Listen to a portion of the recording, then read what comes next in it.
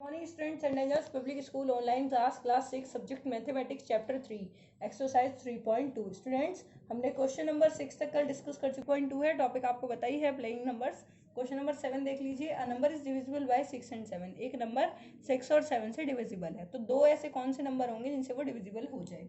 तो आंसर आपका जो पीछे आया, एक आंसर आपका सेम आएगा, दूसरा आपका फैक्टर कुछ भी आ सकते हैं। ठीक है, तो आप आंसर की चिंता मत कीजिएगा। देन सोल्यूशन कर लेना इसका। सॉल्यूशन की अगर हम बात करें तो सबसे पहले हम फैक्टर फाइंड आउट कर लेंगे। 6 के फैक्टर 1 2 3।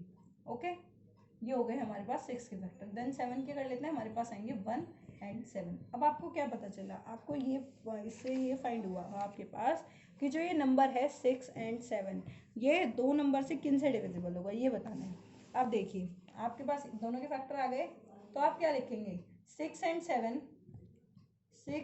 7 आर कैसे नंबर है वो? को प्राइम नंबर बताइए। अच्छा, अगर हम को प्राइम नंबर की बात करते हैं तो को प्राइम नंबर हमारे कौन से नंबर होते हैं? तो को प्राइम नंबर की अगर हम बात करते हैं तो ऐसे नंबर जिनके मतलब, अगर को प्राइम नंबर की बात करते हैं तो आप बता सकते हैं को प्राइम नंबर आर क्या होते हैं। तो 6 एंड 7 बोथ आर, या फिर को प्राइम नंबर मत लिखिए, 6 एंड 7 आर को प्राइम नंबर्स। 6 एंड 7 आर को prime numbers, so their product is okay. दूसरा नंबर जब आपको फाइंड करना है तो क्या करते हैं, अगर दो को प्राइम नंबर होते हैं सो उनका जो प्रोडक्ट आएगा वो क्या होगा? 7 × 6 42। सो आपके पास एक नंबर तो हमारे पास 42 आ गया। ठीक है, 42 is a number by which two other number 42 और जो एक फैक्टर होंगे, जैसे हमारे पास 7 हुआ, 3 हुआ, 6 हुआ, इनसे भी क्या होगा? 42 डिवाइड हो जाएगा। तो हम यहाँ 7 ले लेते हैं और 42 ले लेते हैं, या फिर 7 की मल्टीप्लाई 3 में कर दीजिए, कितना हो जाएगा? 21 हो जाएगा। तो आप बोल सकते हैं कि 21 and 42 is are 21 and 42 are number by which two numbers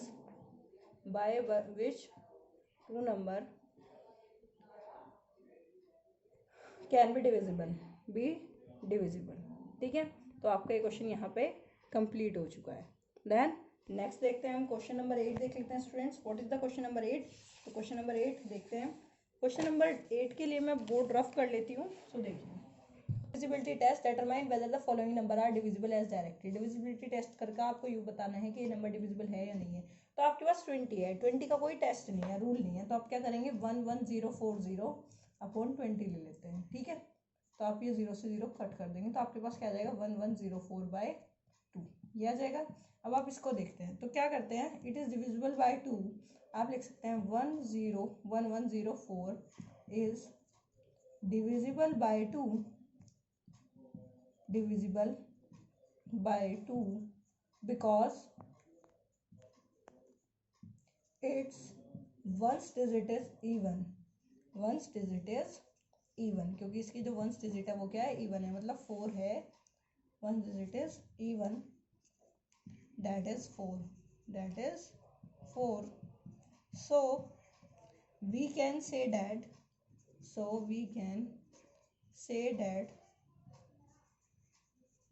11040 is divisible by,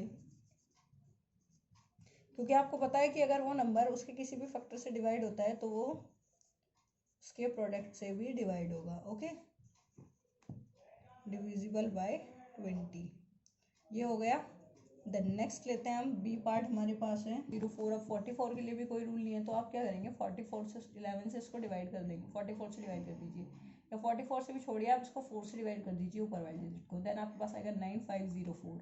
then 4 1 जा 4 2 जा 8, 9 में से 8 माइनस किया 1 15। देन 4 3 जा 12, 5 में से 2 माइनस किया 3 0, 4 7 जा 28, 10 में से 8 माइनस किया 2 4, 4 6 जा 24। तो आपके पास क्या आ गया? 2 3 7 6, और 11 से जब 44 को डिवाइड करेंगे तो आपके पास आएगा, यहाँ आ जाएगा 2 3 7 6, और यहाँ आएगा 11। तो आपने ये लिख दिया। तो अब आप 11 से इसका डिविजिबिलिटी चेक करते हैं। ठीक है या नहीं है डिविजिबल। तो आप क्या करेंगे ये भी देख लीजिए। तो डिविजिबिलिटी जब आप चेक करते हैं तो आपको यस और नो में आंसर मिलेंगे, अगर मिलेंगे तो डिविजिबिलिटी चेक करते हैं 11 से आप क्या करते हैं 2 3 7 6, जो आपको मैंने सेकंड मेथड बताया था, माइनस क्या करेंगे डिविजिबिलिटी 4 11, लिख लेती हूँ मैं, divisibility 4 11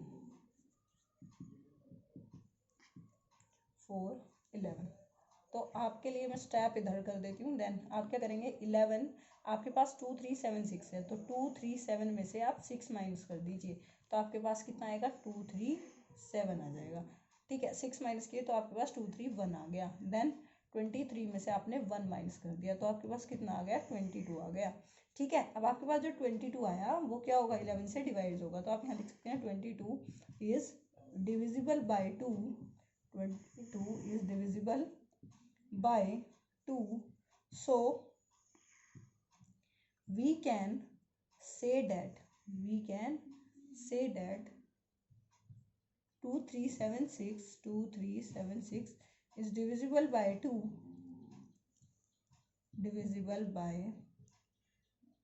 2 and 9504 is divisible by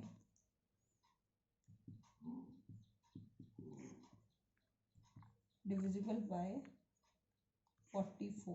okay, तो आप इस तरह इसको सॉल्व कर सकते हैं। देन अब हम क्या करेंगे नेक्स्ट क्वेश्चन सी पार्ट देखते हैं हम इसका 35। तो आप इसको पेन 5 जा 35, तो 7 से कर लें 7 6 जा 42। अगर नहीं समझ आ रहा है तो मैं करके दिखा देती हूँ 4 3 4 0, 7 6 जा 42, 3 - 2 1 14, 7 2 जा 14, जीरो हमारी कहाँ जाएगी यहाँ पे, तो कितना आ गया 620। ठीक है, तो ये जो 620 आया ये 5 से, अब हमें देखना है ये 5 से डिविजिबल है या नहीं है। 620/5 ये चेक करना है। तो आपको क्या पता चला इससे, आपको ये पता चला है कि अगर किसी नंबर के पीछे 0 होता है या फिर 5 होता है तो वो नंबर किससे 5 से डिविजिबल होता है। तो आप यहाँ लिख देंगे 620 is divisible by 5 is divisible by 5 because its ones digit is 0, because its ones digit is 0, क्योंकि उसकी जो वंस डिजिट है वो क्या है 0 है। ओके, सो आप नीचे लिख देंगे 10 we can say that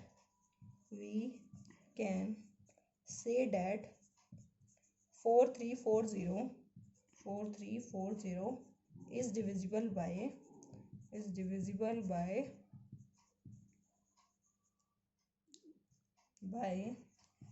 35। Okay, then next करते हैं हम डी पार्ट देख लेते हैं इसका 560/8। अब इसको चेक कर लेते हैं। पहले हम इसको 4 से 8 से हमारे पास डिविजिबिलिटी है, 8 से हम इजीली कर सकते हैं। 8 हमारे पास ऐसे नंबर नहीं है कि हम नहीं कर पाए इसको, तो हम देख लेते हैं 8 से जब हम करेंगे तो कैसे करेंगे। देखिए 8 से जब हम इसको डिविजिबल करेंगे तो हमें पता होना चाहिए कि इसकी जो लास्ट 3 डिजिट हैं वंस ग्रुप की, या तो वो 0 हो या फिर 8 से डिवाइड हो जाए। ठीक है, तो आप क्या देख रहे हैं 14560 is divisible by 8 because is last 3 digits, या फिर आप इसको ऐसे ना करके ऐसे लिख सकते हैं,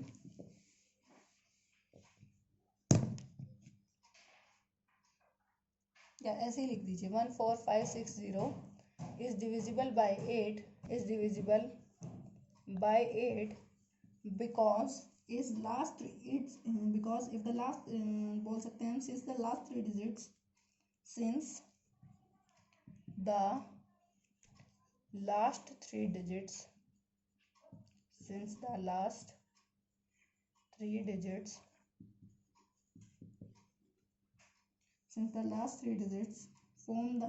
is divisible by form the number 560 which is